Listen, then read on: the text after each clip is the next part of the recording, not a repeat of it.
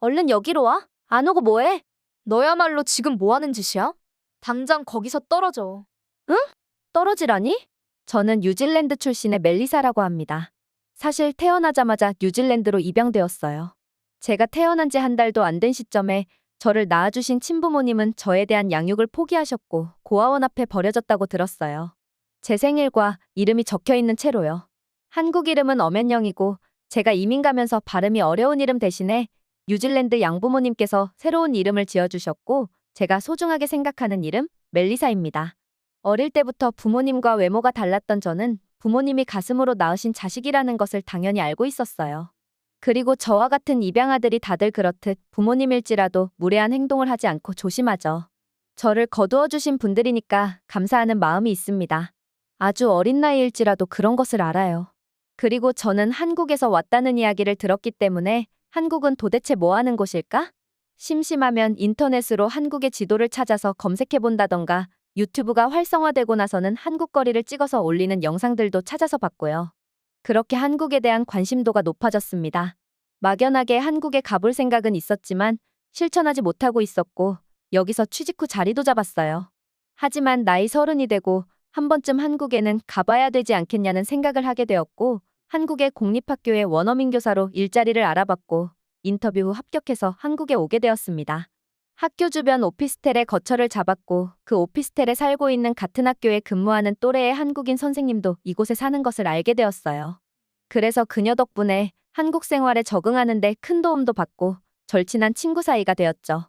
저는 한국에 살면서 놀란 것들이 참 많아요. 셀 수 없이 많지만 몇 가지를 소개해드리려고 합니다. 한국에 가게 된다면 이런 것쯤은 상식으로 알아두면 많이 도움이 될 거예요. 한국을 이해하는데도 역시나 도움이 될 것이고요. 먼저 유경이라는 이름을 가진 같은 학교에 근무하는 한국인 선생님과 큰 오해가 있었던 상황이 있었는데요. 유경이는 부산 출신이지만 서울로 임용하는 바람에 이곳 오피스텔에서 지냅니다. 나이도 같고 말도 잘 통해서 학교 내외로 많은 도움을 주고받는 사이예요. 보통 유경이는 조금 일찍 출근합니다. 저는 9시까지 학교에 출근하면 되지만 유경이는 8시 전에는 학교에 도착해야 해요. 늘 유경이는 치열하게 사는 것 같았죠. 평범하게 출근 준비를 하고 있는데 8시 30분쯤 유경이에게 전화가 오더군요. 멜리사, 미안한데 내가 수업 자료를 어제 집에 가지고 갔다가 놓고 왔거든. 혹시 챙겨서 와줄 수 있어? 저는 흔쾌히 그렇게 하겠다고 했고 유경이는 저에게 집 비밀번호를 알려주었어요. 이때 조금 놀랐습니다. 뉴질랜드에서는 동성애자들이 자기 집 열쇠를 주거나 비밀번호를 알려주면 너에게 관심 있다는 뜻으로 통하기도 하거든요. 상대방이 같은 동성애자인지 확신이 들지 않기 때문에 이런 식으로 부탁을 한 뒤 한번 떠보는 거죠. 딱 이런 상황과 똑같다고 생각하시면 편합니다. 유경이는 평소에 꼼꼼한 성격이기 때문에 이런 실수를 하지 않을 친구라고 생각하고 있는데 일단 멈칫하게 되더군요. 나를 동성애자라고 생각하는 건가? 그동안 너무 가깝고 친하게 지내긴 했는데 별 생각이 다 들더군요. 그래도 일단 한국은 조금 문화가 다를 수 있으니 이상한 생각은 집어치우고 그냥 순수한 의도로 말했다고 생각하기로 했습니다. 유경이 집에 들어가서 유경이가 두고 간 자료를 챙겨서 학교에 출근했습니다.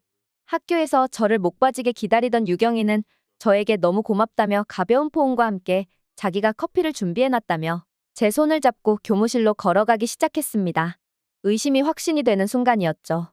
이제부터 제 눈에 유경이는 동성애자로 보이더군요.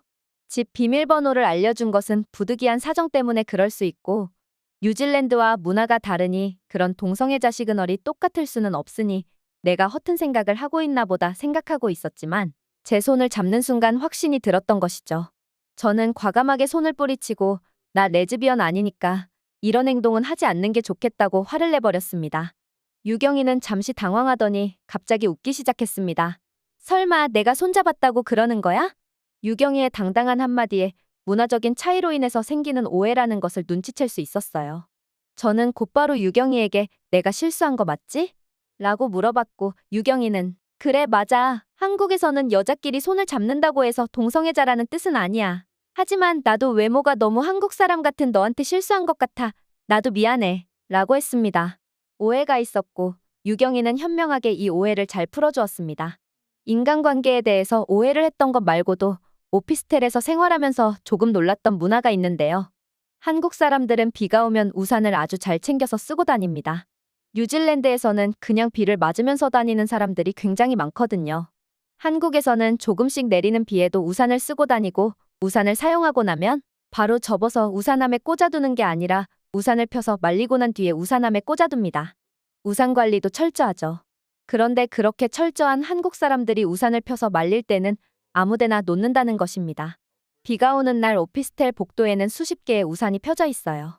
이름도 쓰여 있지 않고 어디에 묶어두지도 않아요. 그냥 무방비 상태로 우산을 말리고 있습니다.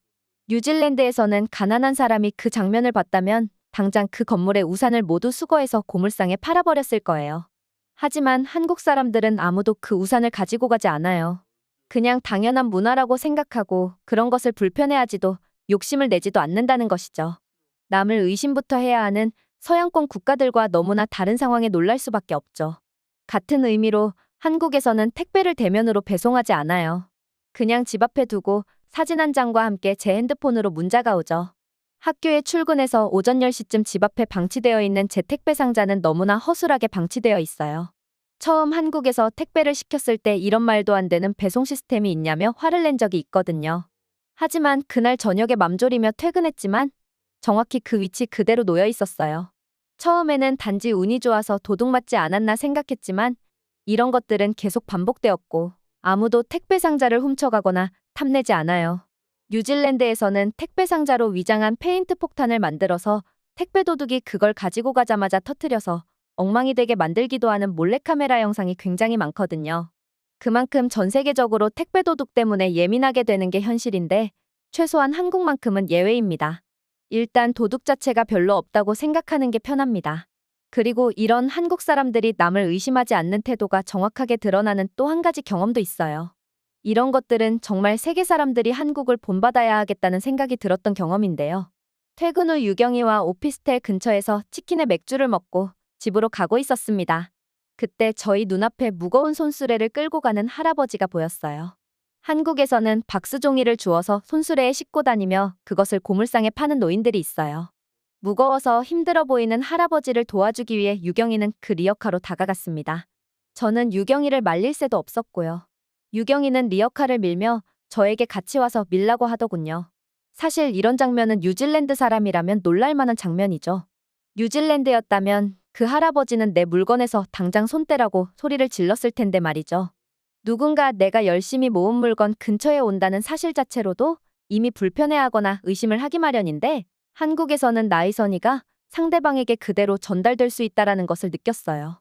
역시나 리어카를 끌고 가는 할아버지는 고맙다며 미소를 보여주었고요. 왜냐하면 일단 도둑이 없으니까 누군가 다가오면 도와주러 온 것이지 훔치러 온 것이라고 생각하지 않으니까요.